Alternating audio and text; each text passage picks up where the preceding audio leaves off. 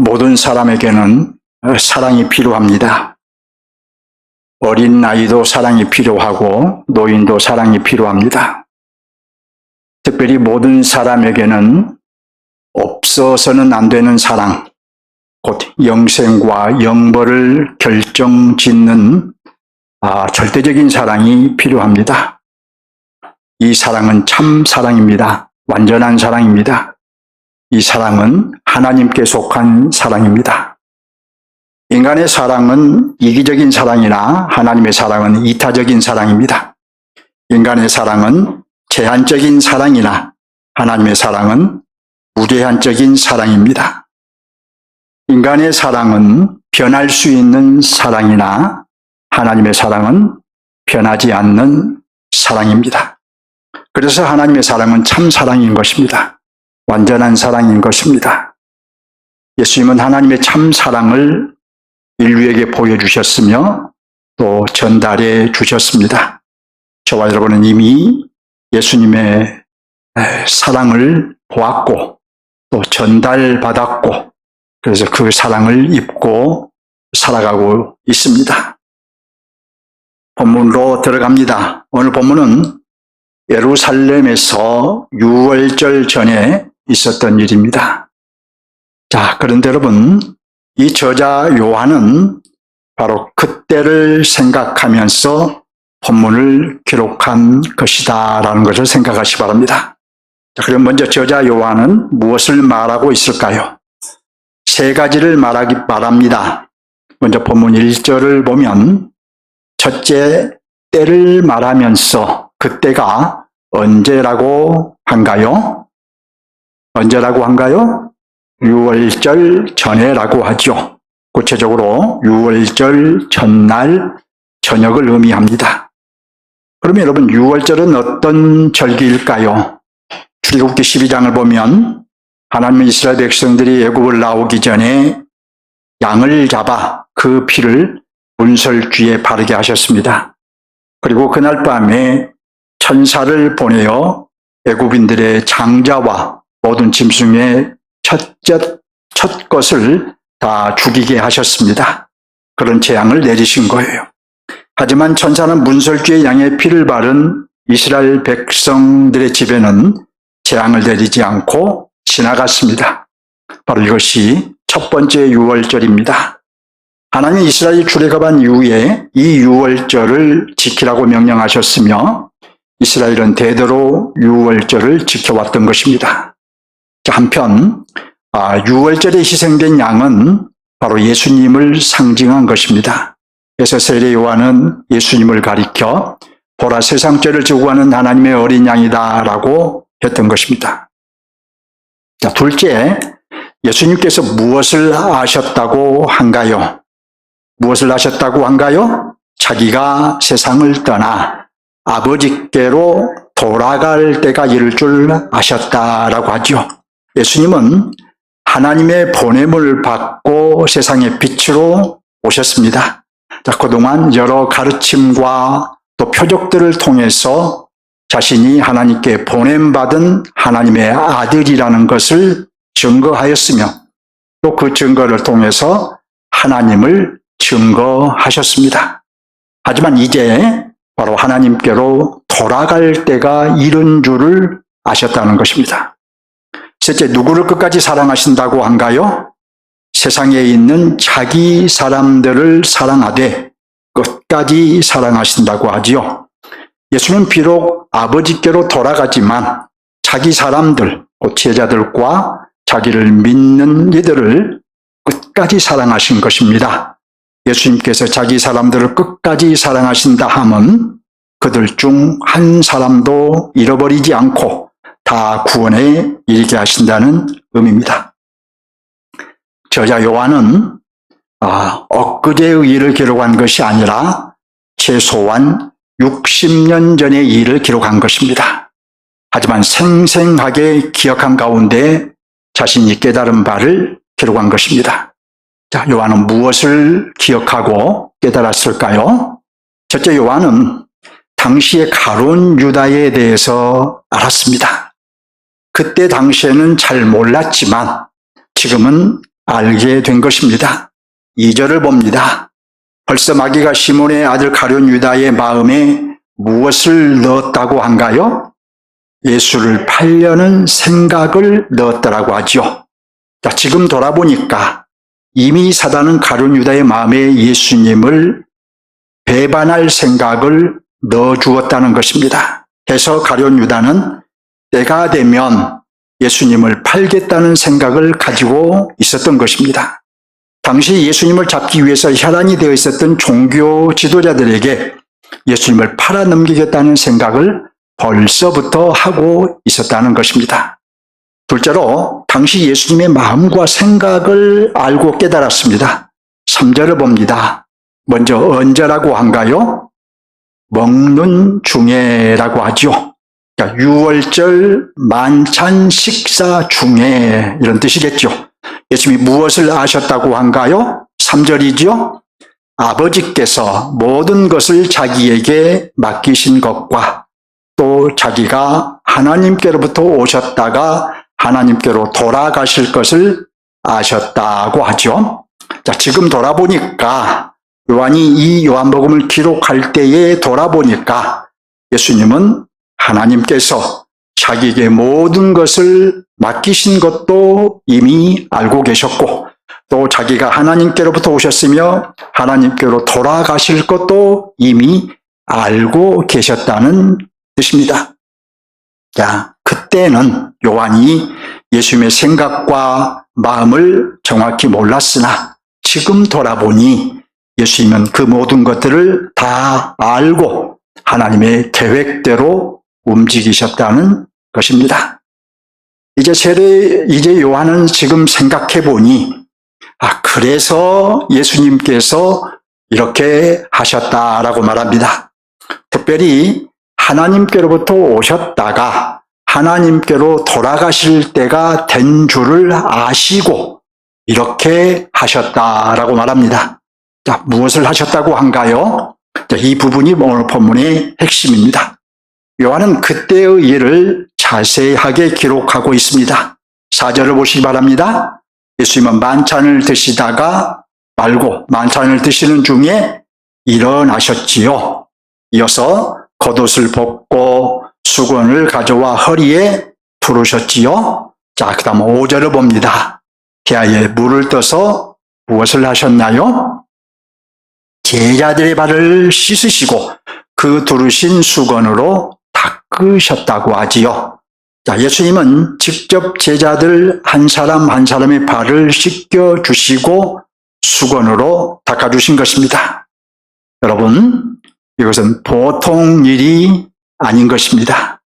있을 수 없는 일인 것입니다. 왜냐하면 당시 유대의 관습에 의하면 종도 주인의 발을 씻기지 않았기 때문입니다. 네. 자, 그런데 예수님께서는 바로 종도 하지 않는 일을 그것도 스승으로서 제자들에게 하신 것입니다. 이제 베드로 차례가 되었습니다. 6절을 봅니다. 베드로가 뭐라고 한가요? 주께서 내 발을 씻으시나이까. 예. 베드로는 뭐라고 했느냐 하면은 어떻게 주님께서 내 발을 씻으신단 말입니까? 결코 그럴 수 없습니다. 이렇게 말한 거예요. 그러면 예수님은 이에 대해서 뭐라고 하셨을까요? 7절을 봅니다. 내가 하는 것을 내가 지금은 알지 못하나.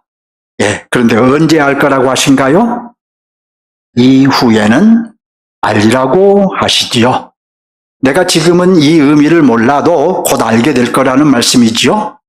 예수님 자신이 십자가에 죽으시면 그때는 모든 것을 알게 될 거라는 뜻입니다. 여러분, 무엇을 암시하고 있나요? 예수님께서 제자들의 발을 씻기신 것은 바로 예수님 자신의 죽음과 연관이 있음을 암시한 것이지요. 자, 그런데 예수님의 죽음은 하나님의 참 사랑입니다. 하나님이 세상을 사랑하사 독생자를 주셨기 때문입니다.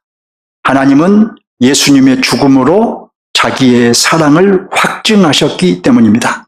그러므로 예수님께서 제자들의 발을 씻기신 것은 하나님의 참 사랑을 상징한 것입니다. 베드로는 그래도 내 발을 절대로 씻지 못하리라 라며 발을 내밀지 않았습니다. 예수님께 절대로 또는 영원히 자기 발을 내밀지 않겠다고 한 것입니다. 종도 주인의 발을 씻지 않는 유대인 사회에서 결코 생각할 수 없는 일이었기 때문인 것이죠. 하지만 예수님은 베드로에게 뭐라고 하셨을까요? 8절을 볼까요?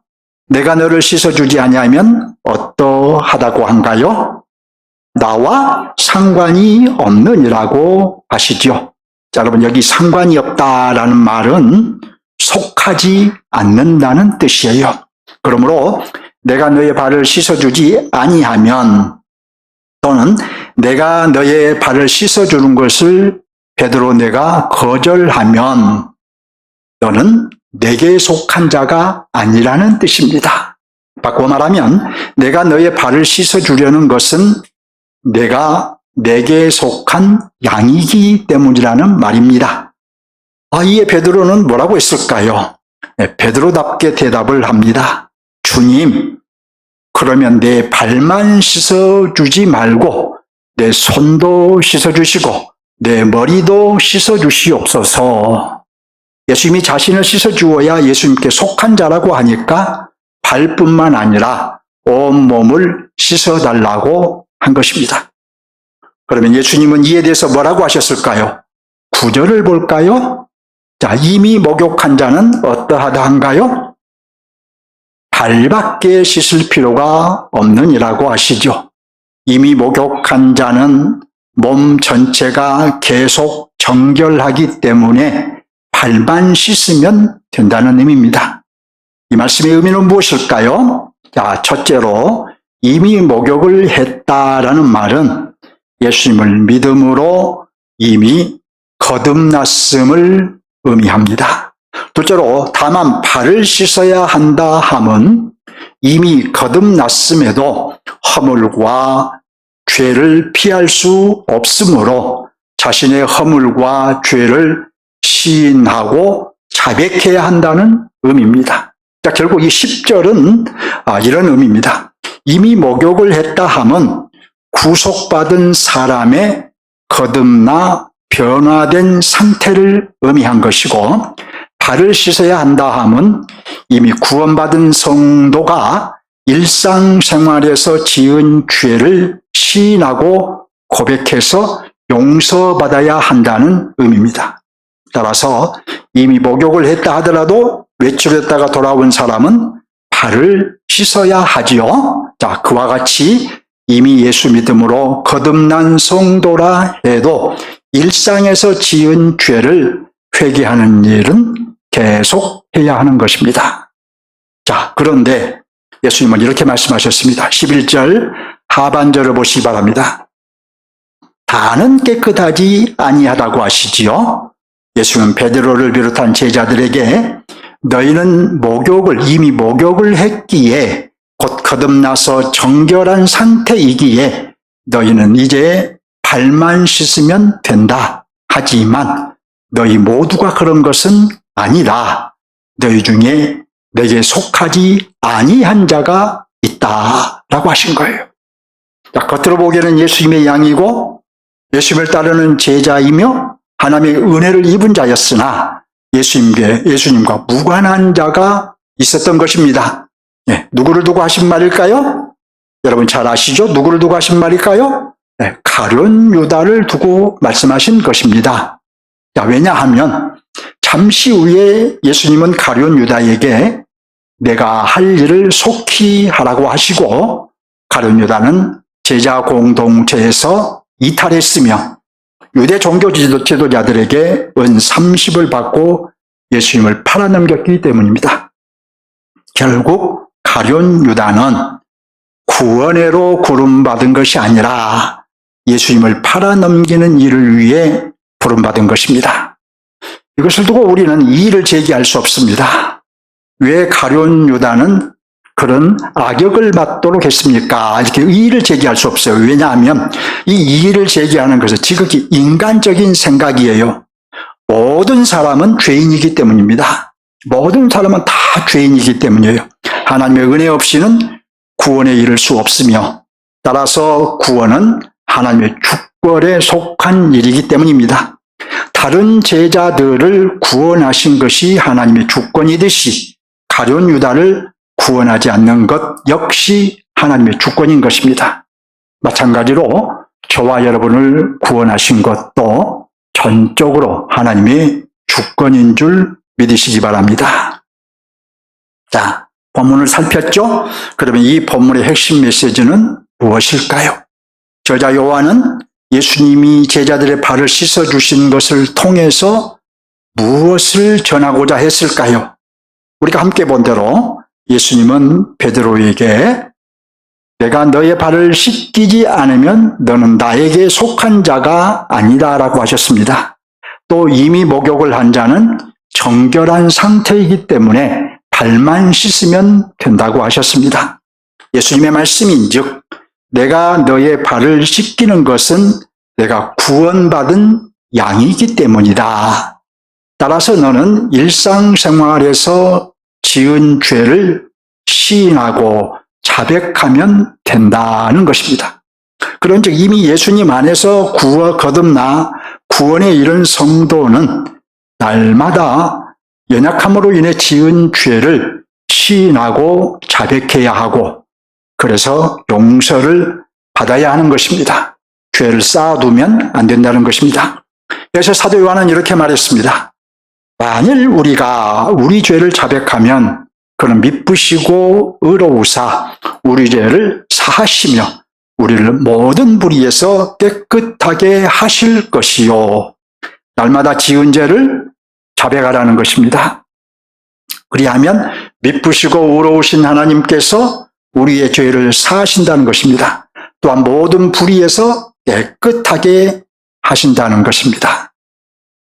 자, 우리는 날마다 발을 씻는 일을 잘 안 하고 있지요? 자, 불의에서 깨끗하게 받으려면, 모든 죄를 해결받으려면 날마다 시인하고 자백해야 합니다. 자, 그러므로 여러분, 날마다 발을 씻는 것은 모든 그리스도인들이 해야 할 일인 것입니다. 목사인 저도 해야 될 일이고 여러분도 해야 될 일인 것입니다. 그렇지 않으면 죄를 쌓아두고 사는 거예요. 죄를 차곡차곡 쌓아두고 사는 것입니다.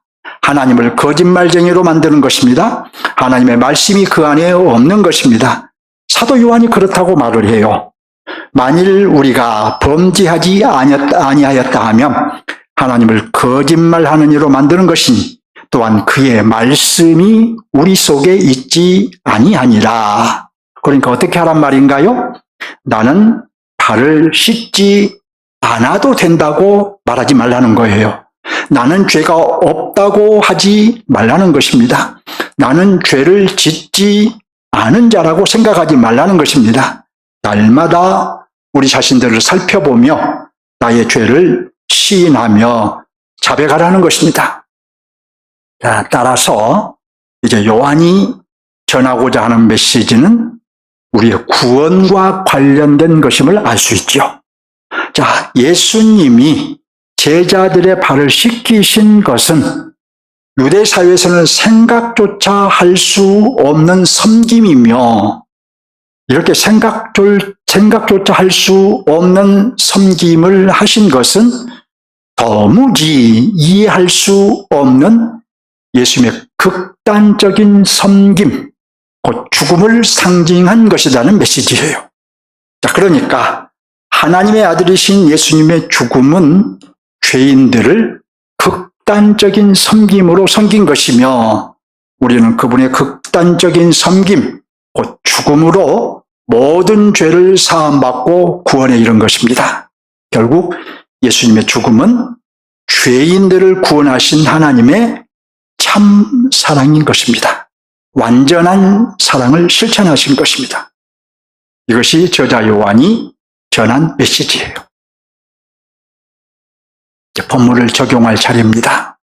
저처럼 본문의 본의를 적용하겠습니다. 예수님께서 제자들의 발을 씻기신 것은 예수님의 죽음을 상징한 것이지요. 다시 말해 죄인들을 위한 속죄 제사를 상징한 것입니다. 자, 그리고 예수님이 자기를 속죄 제물로 드린 제사는 우리를 아주 극단적으로 섬기신 거예요. 예수님의 이 극단적인 섬김이 있었기 때문에, 곧 하나님의 참 사랑을 입었기 때문에 우리는 구원을 받아 하나님의 백성이 된 것입니다. 자, 우리가 하나님의 백성이 된 것은 바로 예수님의 극단적인 섬김, 죽음 때문이라는 것이에요. 자, 그럼에도 우리는 예수님의 죽음에 대한 메시지를 들을 때에 별로 충격이 없습니다. 하나님의 참 사랑을 말해도 큰 감동이 없습니다. 그저 그랬구나 하는 정도로 생각을 합니다. 어떤 분은 또 그 말씀이냐고 생각합니다. 하지만 여러분, 그런 분은 심각한 문제를 안고 있는 줄 아셔야 합니다. 자, 보나마나 모든 마음과 생각이 육적인 것에 집중되어 있기 때문이에요. 어린아이와 같은 신자이기 때문이에요.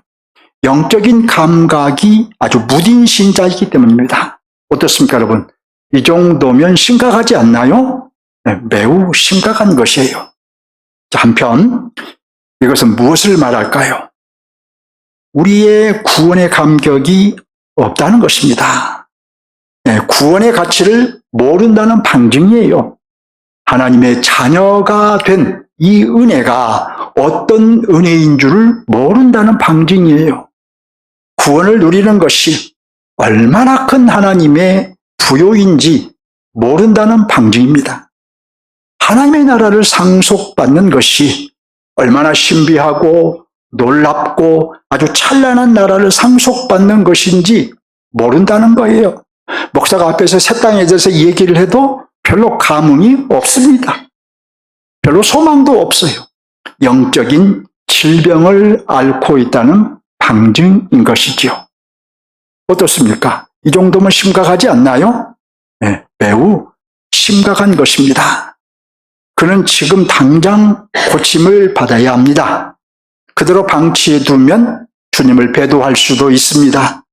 세상 조류에 휩쓸려 갈지, 언제 휩쓸려 갈지 알 수 없습니다. 언제든지 사단의 유혹에 넘어갈 수 있습니다. 네, 여러분, 우리나라에 이단이 참 많죠? 이단이 참 많은데 왜 그리스도인들이, 교회 다니는 사람들이 이단에 넘어가느냐? 바로 하나님의 부신 은혜, 구원, 하나님의 나라, 이것을 모르기 때문이요. 예수 그리스도를 정확하게 모르기 때문에 넘어간 것입니다.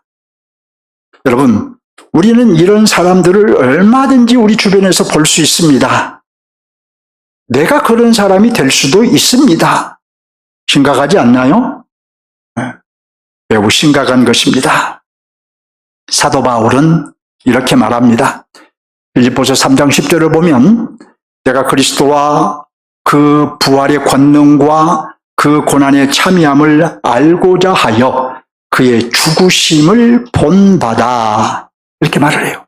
사도는 간절히 원한다고 한 것입니다. 그리스도를 깊이 알기 원하고 부활하신 그리스도의 능력을 체험하기 원하고 그리스도와 함께 고난받기를 원하고 그리스도와 함께 죽기를 원한다고 한 것이에요. 왜 이것들을 원했을까요? 구원의 가치를 알았기 때문이에요.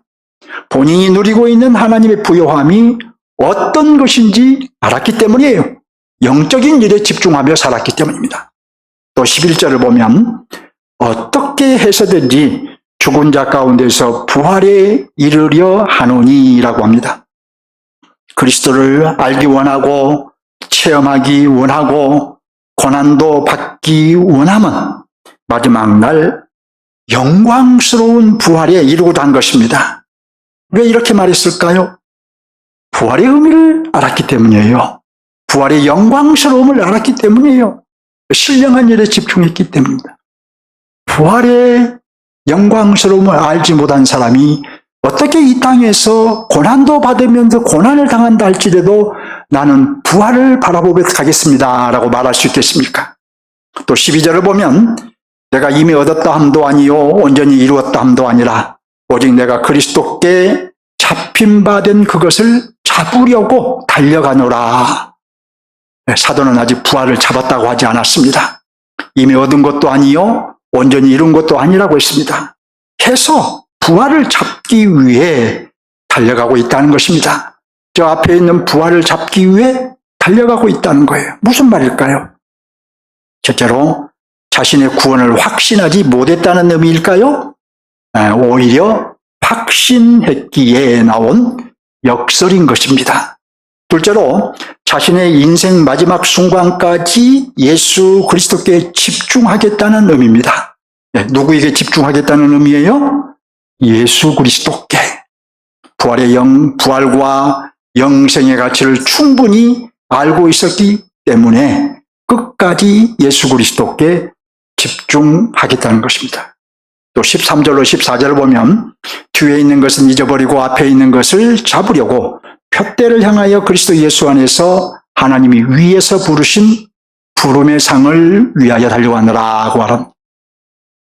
지금까지 바울은 충성하며 살았죠.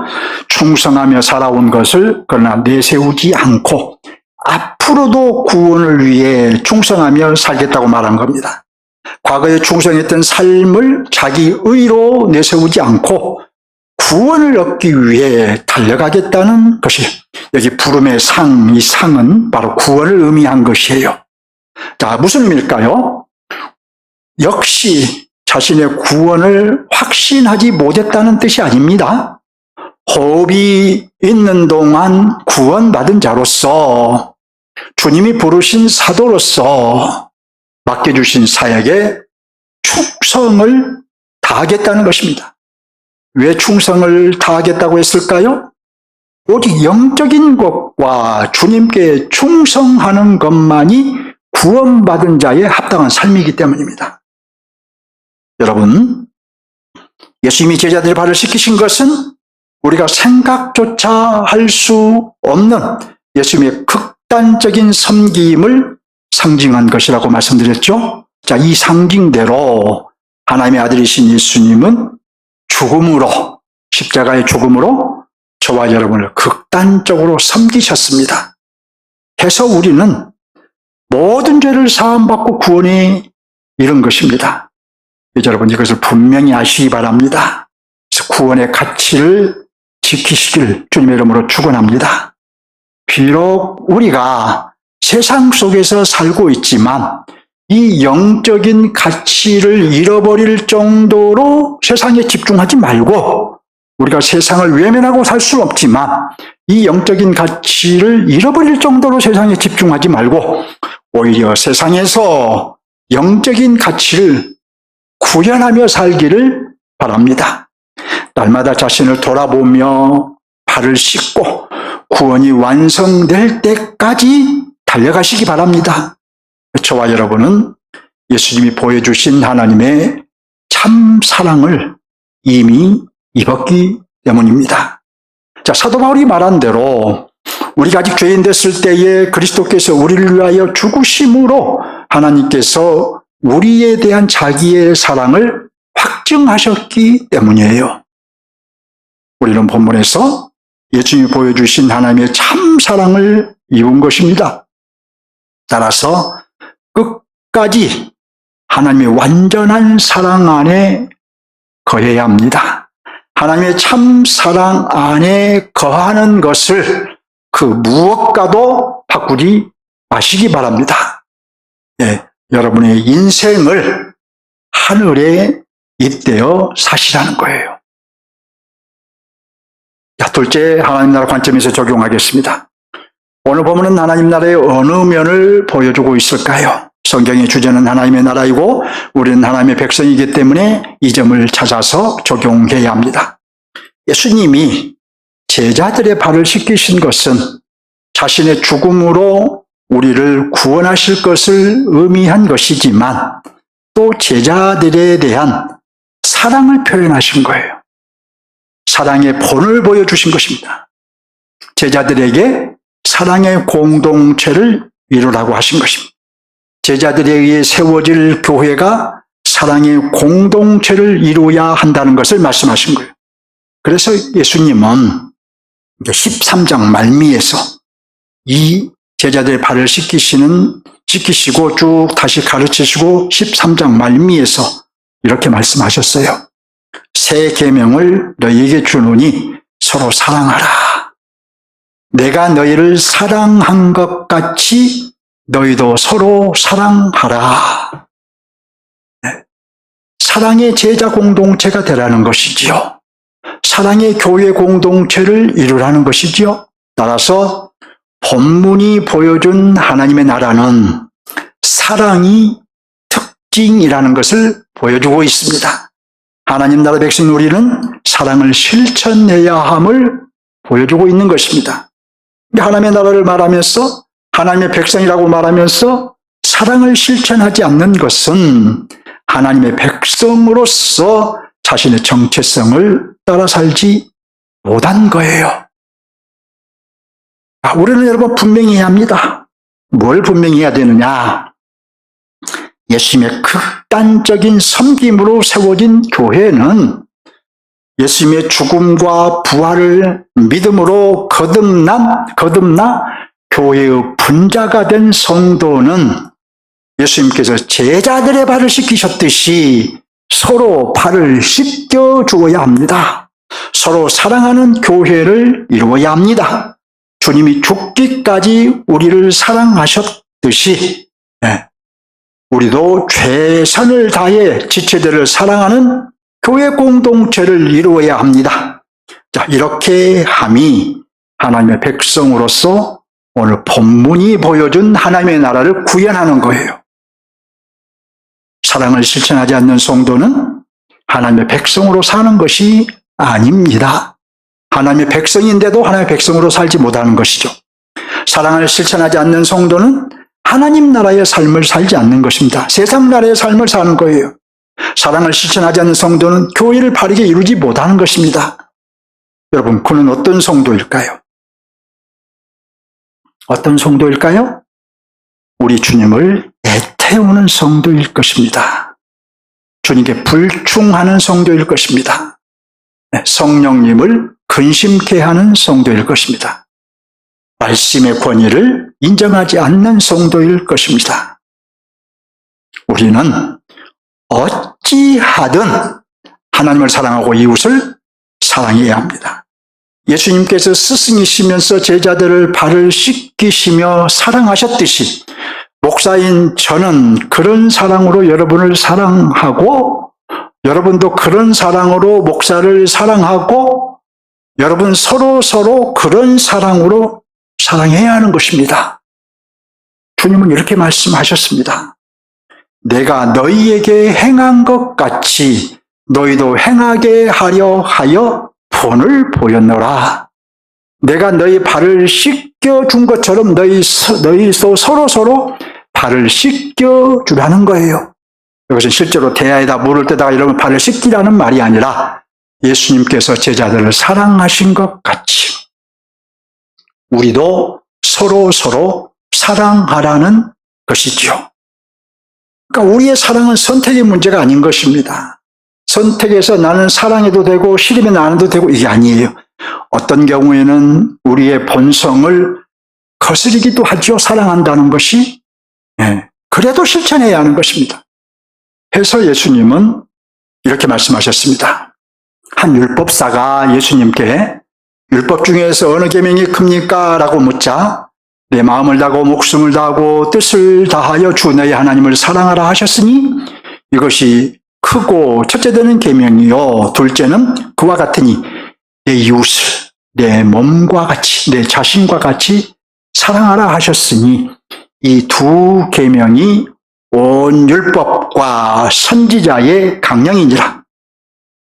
사랑보다 큰 계명은 없다는 것입니다. 또 사도 요한은 오늘 또 오늘 또 사랑을 실천하고 내일 또 사랑을 실천하고 이 지체에게도 사랑을 베풀고 저 지체에게도 사랑을 실천하라고 했어요. 사랑하는 자들아, 우리가 서로 사랑하자. 사랑하는 자들아, 하나님이 이같이 우리를 사랑하셨은즉 우리도 서로 사랑하는 것이 마땅하도다. 우리가 서로 사랑하는 것은 선택이 아니라 마땅한 일인 것입니다. 또 이렇게 말했습니다. 사랑하지 아니하는 자는 하나님을 알지 못하나니 이는 사랑은 하나님이십니다. 하나님은 사랑이십니다. 누구든지 하나님을 사랑하노라 하고 그 형제를 미워하면 이는 거짓말하는 자니 보는 바 형제를 사랑하지 아니하는 자는 보지 못하는 바 하나님을 사랑할 수 없느니라. 사랑하지 아니하는 자는 하나님을 알지 못하는 것이고, 여러분, 사랑하지 아니하는 자는 하나님을 알지 못하는 거예요. 그리고 눈에 보이는 형제를 사랑하지 아니하는 자는 눈에 보이는 형제를 사랑하지 아니하는 것은 눈에 보이지 아니하는 하나님을 사랑할 수 없는 것이죠. 또 이렇게 말했습니다. 우리가 이 계명을 주께 받았나니 하나님을 사랑하는 자는 또한 그 형제를 사랑할지니라. 우리는 형제를 사랑함으로 사망에서 생명으로 들어간 줄을 알거니와 사랑하지 아니한 자는 뭐라고 했을까요?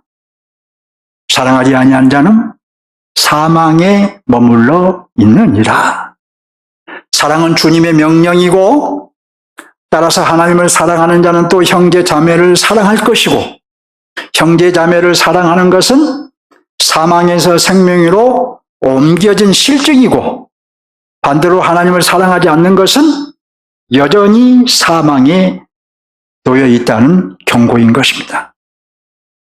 그리스도인의 사랑은 선택일 수 없습니다. 예수님이 보여주신 대로 이미 하나님의 참 사랑을 입은 그리스도인이라면 마땅히 사랑해야 하는 것입니다. 이 말씀을 아멘으로 받으시기 바랍니다. 그리고 실천하는 자는 복이 있다는 것을 아십시오. 이 말씀을 아멘으로 받고 끝나버리면 복이 없어요. 그러나 이 말씀을 받고 사랑을 실천하는 자는 참으로 복이 있는 사람입니다. 그래서 우리 주님도 계시록에서 보라 내가 속히 오리니 이 두루마리의 예언의 말씀을 지키는 자는 복이 있으리라고 하셨어요.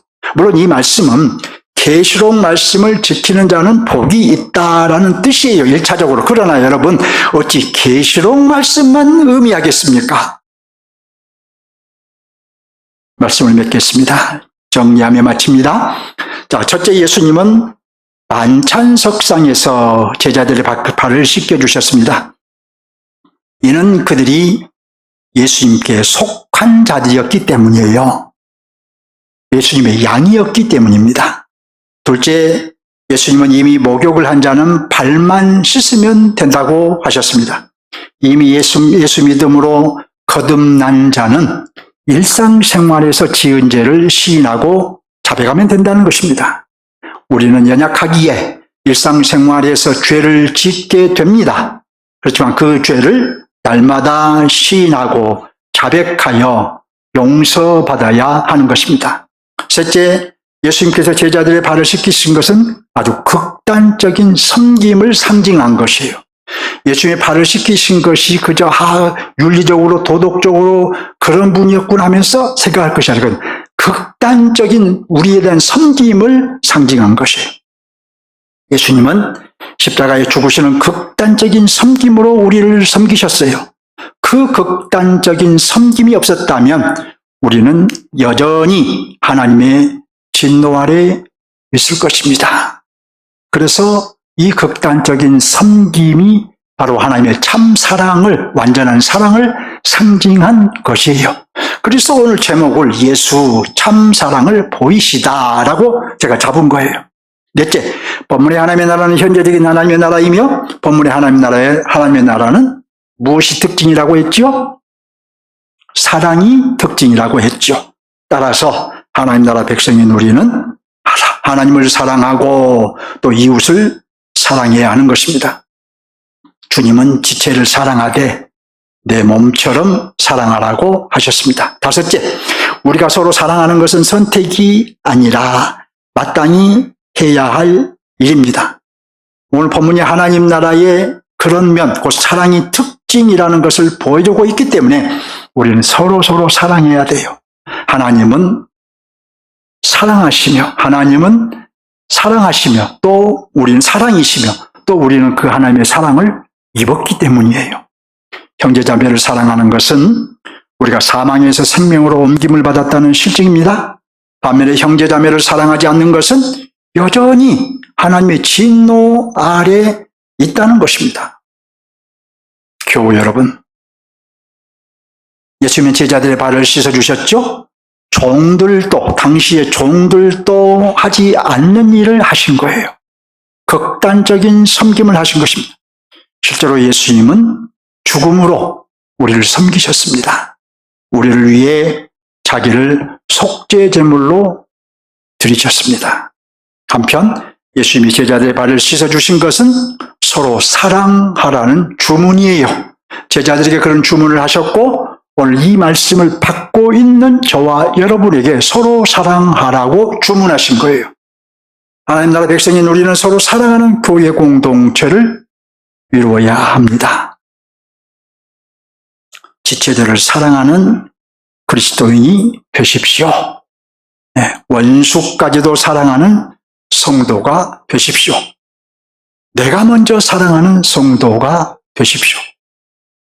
이를 위해서 지금 주님께 여쭤보십시오. 주님, 내가 누구를 사랑할까요?